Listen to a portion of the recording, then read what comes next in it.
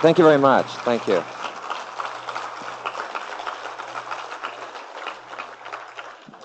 Well, it's really a pleasure being here at the Comic-Con today, and I'm glad you enjoyed the movie. Bruce, who I've known for about 10 years now, in fact, the first time I met Bruce was in New York City about 9 years ago when I was fighting. In fact, I was fighting for the world title, and that's when Bruce was doing the Green Hornet series, and he came back there as a celebrity guest. And after I won the title, the promoter introduced me to Bruce, and so we started talking about our philosophies and the martial arts and so forth. And anyway, we were both staying at the same hotel, the Americana in New York, and we started walking over to the hotel. As we got going up the elevator, I remember Bruce was staying on the 7th floor, and I was on the 9th. As we got to his floor, we were really getting pretty involved into our conversation. So instead of me going up, I stepped out in the hallway with him, and it's like 11:30 at night, and we started working out in the hallway. And next time I looked at my watch, it was 7 o'clock the next morning. And it was amazing because he had so much knowledge and, as you know on the screen, ability, that it seemed like an hour had gone by as far as us working out and exchanging ideas.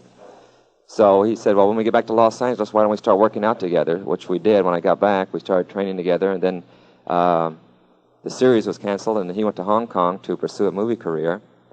When he went to Hong Kong, his first movie, the biggest grossing movie in Asia, before Bruce went over there, was The Sound of Music.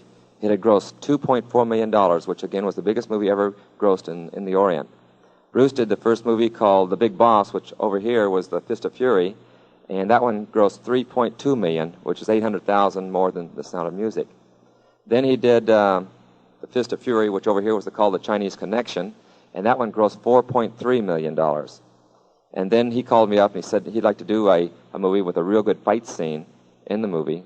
I said, well, the only way we can have a fight scene is if I get to hit you once in a while. And he said, well, yeah, naturally, we'd make it a back-and-forth type fight. So anyway, that fight scene that you saw took us 5 days to do.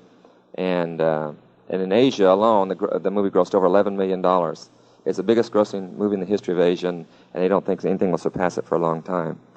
Then Bruce naturally did Enter the Dragon, which was his last movie, and it was probably the biggest grossing movie as far as martial art movies go. But Bruce was 32 years old. Let me explain something about his death too, because there's, I guess, so many rumors that are going about how he passed away and so forth, about touch of death and drugs and so forth. And so I'd like to clarify that before we go on with the demonstration. Is Bruce in 1968? Well, he was pretty heavy in the weightlifting, as you could tell. He was very well built. And he was lifting weights one night with Kareem Jabbar, who was a student of his when he was in Los Angeles, playing at UCLA. And he tried to lift too heavy weights, and he ruptured the disc in his back, and he was laid up in the hospital for 3 weeks. In fact, the doctor said that they didn't know if he'd be able to walk again or not. But of course, with a person like Bruce, who's got the drive and determination to achieve anything in life, he was up in about a month, and within 3 months, he was as strong as he ever was. But he had constant back pains from that day on, and he was having to take medication to keep the muscles in the back loose and relaxed.